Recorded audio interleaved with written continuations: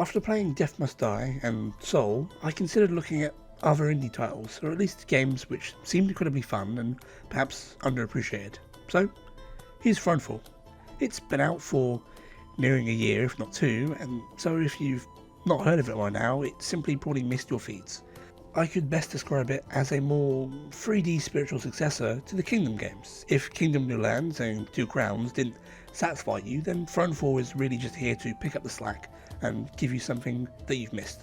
In fact, comparing the game to Kingdom will really be the best way to understand it if you've never played it before, short of bringing up comparisons of some of those old strategy flash games that you can think of. But before getting directly into the game, you'll pick a territory and then move to retake it on a gradually unlocking map of locations, each getting slightly more difficult with more replayability, more unlocks, more going on in each individual level, with a environmental difference and a different geographical challenge. Some might be on a island or on the coast, others might have a large lake, others will be on a cliffside or in the midst of a forest, each kind of giving their own variety to how it will play out. The goal is to earn crowns from achieving objectives on the map. To do that, you will fulfill said objectives. These could be telling you to just simply win the map, or play with a certain weapon type, or activate a different debuff, sometimes in combination. And these different combinations of debuffs and weapons will make that game play significantly different to a game you played previously. Achieving these goals will earn you with crowns and points, which will then get to you later. Following from the same style of gameplay, you're a king, defending and reclaiming lands. You spend gold earned each day from buildings that generate interest and from monsters slain, very much like Kingdom again. When a new day starts, you will deposit a few coins in your houses or production buildings, maybe build a tower or wall, gather the troops that you've generated from your barracks or archery, and then select them to areas where you know the monsters are coming. It's different from Kingdom in that Kingdom you're always somewhat on a timer. You have a limited amount of time to do things, the enemies are coming and they're always building up.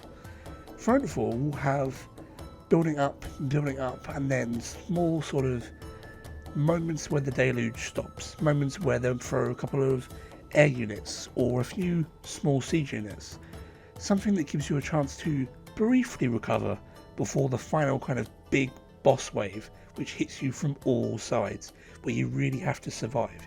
You have to keep your castle alive or lose and restart the level again. It's simple, but simplicity is key here, as the devil is in the details. As a king, unlike in Kingdom, you can actually fight and die, but in fact dying is relatively fine. All it will really do is affect your points and leave you unable to do anything for a small amount of time before you respawn at the area in which you died. You can move around, sort of ghost, but you'll still respawn in that relative area. Once you've respawned, you can get straight back into the action and immediately begin fighting as you were before. In fact, if you're someone who'd rather play as if you were on the front lines, there are builds tailored directly to that. You can get buffs that will select to small move on the campaign map, and you can also get various kinds of research from leveling your castle or using armories that will further buff you to make your units perhaps less strong or your building shoot less sort of damaging arrows, but in return you will have more armor, more health, more attack to make yourself really kind of less of a king, more of a champion. The main sort of gameplay though is a kind of tower defense meets a relatively basic real-time strategy. Each day you build up your town and each night the monsters come. You fight them off and victory is achieved. Once a certain number of predetermined days passes, you've won, so long as your castle is not destroyed. If at any point your castle is destroyed, you immediately lose. On loss or victory, however, you will always earn points based off of the things that you've done on the level. Those points tick up to certain levels, and each level that you've unlocked will provide different bonuses. There's no plateau levels that I can see. There's no like, you reach level 10, this receives a bigger bonus than the others. As far as I can tell, each level is just a good reward. Some you might prefer over others, but they're all giving you a worthwhile reward. Some are going to give you weapons, others buffs, others will simply give you new mutations, which are what the game refers to as debuffs. Now, you might say, why would I want to earn these crowns? Why would I want to play with debuffs? And to that I would say the point of playing with debuffs is that whilst yes, it helps you achieve more of those crowns, helps you achieve more of those unlocks and kind of prove yourself in defeating the various different levels, defeating its challenges, they also earn you greater points. The more kind of difficulties you strap onto yourself, the more dead weight you add around your ankles, the more points you're going to earn at the end. So in essence, you face a harder foe to receive a greater reward, and that point accumulation could mean earning multiple levels even at the end of a loss. It doesn't necessarily mean that you always have to win. If you're just playing for points, then a loss with a number of debuffs, if you've lasted several days, could still earn you that precious level and get you a brand new weapon which completely changes how you've been playing previous levels. But what I've described is the loop. You play to win or lose, you earn more stuff to play, to go back in and play again. You rinse and repeat, and it's a good sort of arcadey style of game. The loop is reminiscent of something like Vampire Survivors, wherein you're going to play to unlock more, to play more, to unlock more, to play more.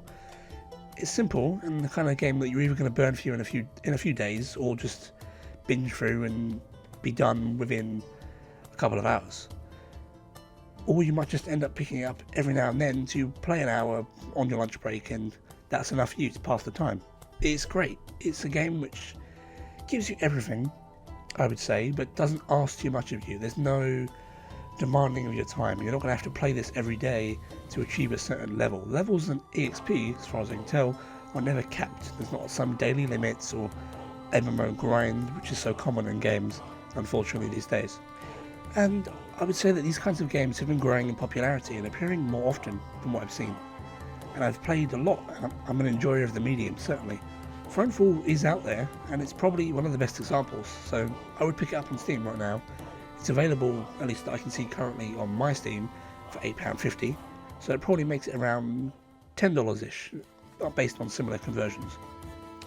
It's a good game, even though at the time of recording, it is in early access. Honestly, the fact that this is in early access and feels so feature complete already is a telltale sign of a game which has great developers behind it, so why not support them?